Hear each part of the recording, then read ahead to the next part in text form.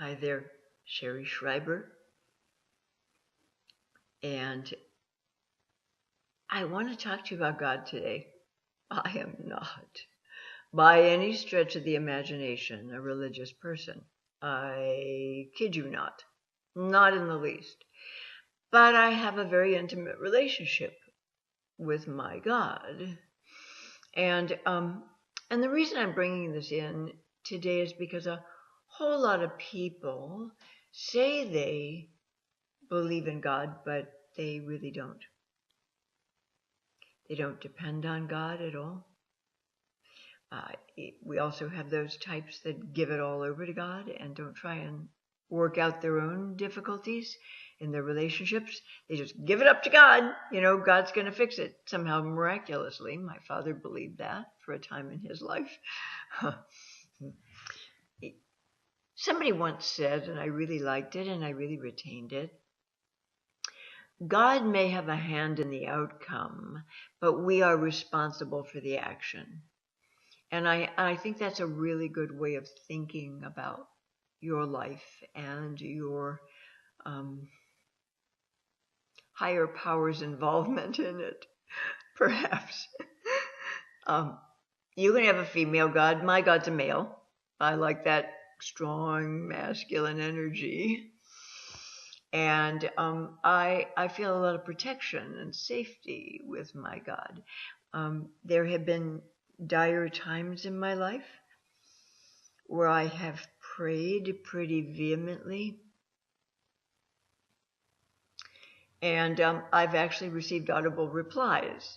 No, I'm not crazy. But these replies came through.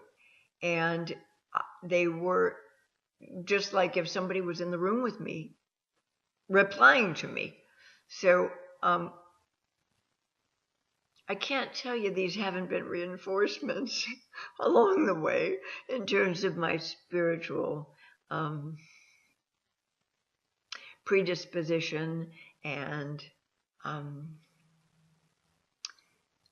my faith, because they have. But I went through a brief agnostic period. I remember feeling agnostic when I was going through my breakdown at 20, and I just was in so much agony I wanted to die. And I thought that any God of mine would not forsake me this way.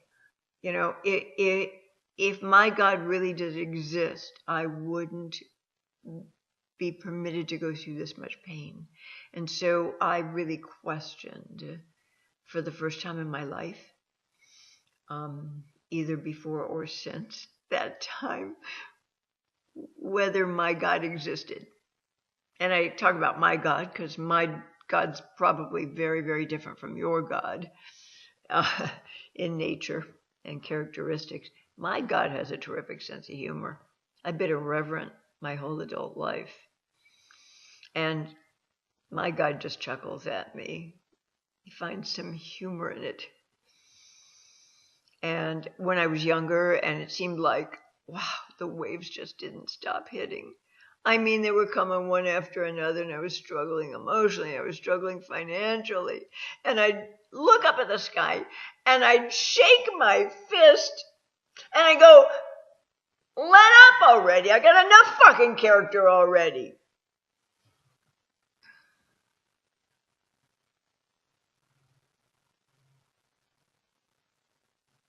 And God just laughed. He just chuckled. Because I think he knew that whatever I was going through at the time was probably going to flesh me out and make me a little stronger. And it did. A whole lot of people believe that. I mean, deep down, underneath, all the religion, all the horse shit, and everything that's been crammed down their throat their entire life about God and church and temple and all that shit, they really believe that they were put here to suffer. Deep down, there's a belief in that. And I think that belief stems from never really having an opportunity to feel any differently. Never having an opportunity to feel any differently, to feel real joy, to feel inner peace, to feel calm, to feel centered, to feel safe, to feel protected. Yes, I'm getting closer and closer to my screen because I really want you to take this in. Now, if that's even in a corner of your psyche, well, you think you might feel that way. It's because you've never had opportunity to feel any differently, my dears. So then what happens is as we grow, especially if we grow up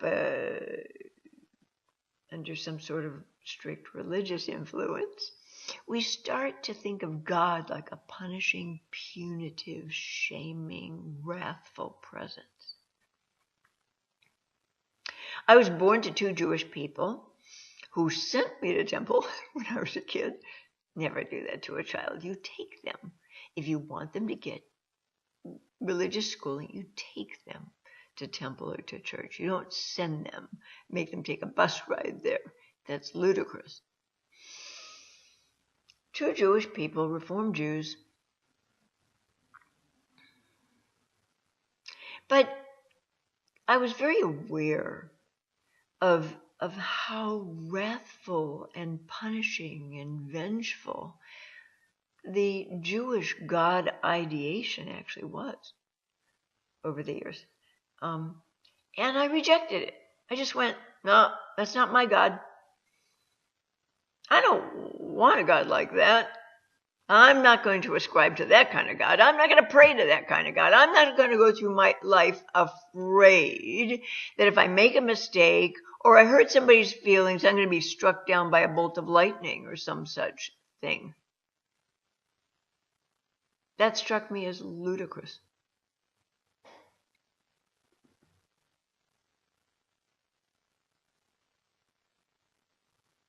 So I, like the Greek, perhaps, configured my own God. I thought about, well, what do I think a God should be to me? A God should be patient. A God should be kind. A God should be protective. A God should keep me safe. A God should allow me to have setbacks that force my growth and change, perhaps, and expansion, and allow me to learn new stuff about life and about love. But my God is not a wrathful, vengeful presence in my life. Never. I got baptized in the Methodist Church as a teenager because I went to live with my father and his new bride, his third wife, and basically followed them over the threshold. And she was a preacher's kid. She was a Methodist minister's daughter, 38 years old and a virgin when she married my dad. And I have stories to tell you about that. But in any event, she was used to living in a fishbowl, and she wanted to lead my father to Christ. And my father was a man who was a wonderful being, but he very much needed an anchor. And the church gave him an anchor. And later on, they got involved in fundamentalist churches and became Bible thumpers. And, well, yeah, nothing against that. But if it prevents you from thinking for yourself and making up your own mind about life, maybe it's not the kind of fanaticism you want to hitch your wagon to. In any event, God, my God wants for me what I want for myself. My God wants for you what you want for yourself, as long as what you want is not going to harm you in some way, is not going to be injurious to you in some way, as long as you're not being short-sighted, You might really love, be crazy about, be obsessed with a great looking guy or gal who's real sexy. And you may want that guy or gal for your own, but if your higher self, your God self, knows that that isn't a good fit for you, and it's not going to be a nourishing, healthy, loving attachment that's harmonious for you, it's going to try and alert you to that. God wants for you what you want for yourself. That's the bottom line. To think that we were put here to suffer, to be miserable, is absurd. It's just totally. If you are a creationist,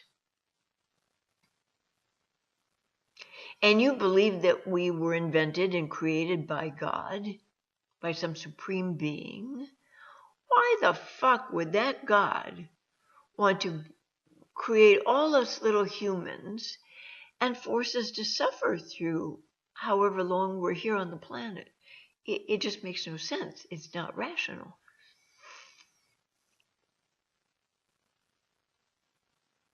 Some people are atheists. That's okay. I'm sure there are a lot of atheists that are very, very good people, and probably agnostics too. They're really considerate, kind, generous, well balanced human beings, and they have dark and light parts just like I do, because humans are like chickens. We have light parts, we have dark parts, and the trick in life is coming to claim and own all those facets of the self and embrace them and accept them fully and balance the dark with the light. That's, I think, really the whole purpose of it. But God knows we have dark parts. We weren't created to be Christ-like. I'm sorry, folks, but we weren't.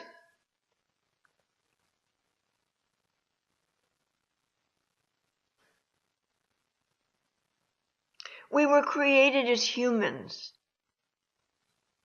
Maybe we evolved from monkeys. Okay? I'm sort of part creationist and part evolutionist. I think both sides of the fence have some validity. But we're not created to only dance in the light, to only have nice, light, airy, good, loving, generous, kind feelings and facets. We're not constructed this way as humans.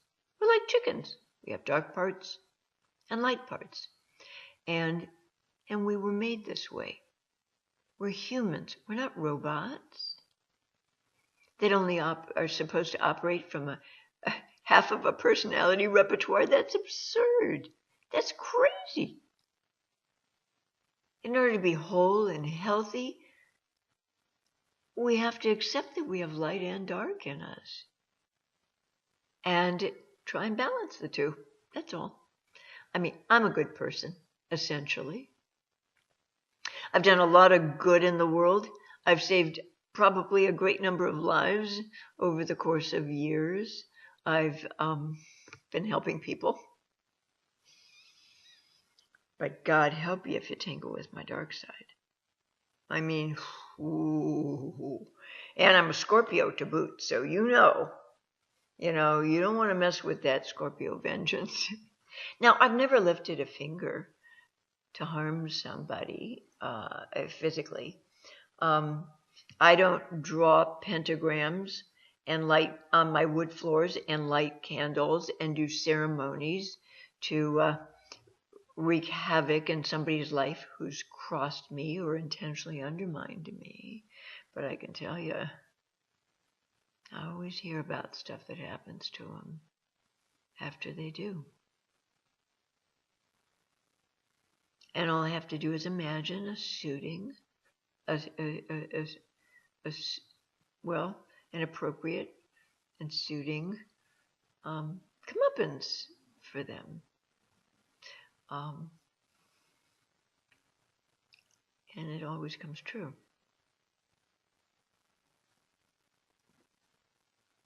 I may hear years later that what I devised for someone who intentionally undermined me, intentionally crossed me, intentionally went out of their way to hurt me. Now, I can forgive accidents. I can forgive mistakes. I can. If someone's intentions are basically good and they just slipped up, I can forgive that. But if somebody goes about undermining me, crossing me in some way, there's going to be hell to pay for that person. I guarantee you. Now, okay, this is bumping up against a lot of your zones inside that are, all of a sudden you're going to that place of, well, I was raised with vengeance is mine, saith the Lord. And stuff like that. But in reality, I think God accepts me just as I am. And I'm absolutely certain that I was constructed this way, to be this way. All of these parts operating inside of me. So if God disapproves of who I've turned out to be, well, it's his fault, not mine. Blasphemy! Oh my God, this woman's blasphemous! Some of you out there are saying, who have more of a religious bent to you, that's okay. You can hate me for this. I don't mind. You can send me wrathful, vengeful, nasty letters in relation to this video you're watching right now. I don't mind. It's okay with me. It'll roll off my back like water off a duck because I know who the fuck I am. And I know who the fuck I'm not. And I'm not a one-dimensional, flat, predictable, boring human being. I have lots of different dimensions. Lots of them. And frankly, the darker ones are infinitely more interesting and intriguing than all the light ones. I just balance them. Do my dark parts interfere with my light parts? No, they do not. They're a lovely counterbalance for them. They don't dent them. They don't tarnish them. They don't make them evaporate or go away. They don't make my light parts, the parts of me that are generous and kind and good-hearted and want to share certain tools with you to help you save your own life. It doesn't take away from that. In fact, it enhances it. Because we need contrast in our life. We do. We need contrast. We need to be able to be ourselves given any circumstance or situation. And if you're not allowing yourself to be fully you and true to what you're feeling in the moment and who you really are, how can you be true to anybody else?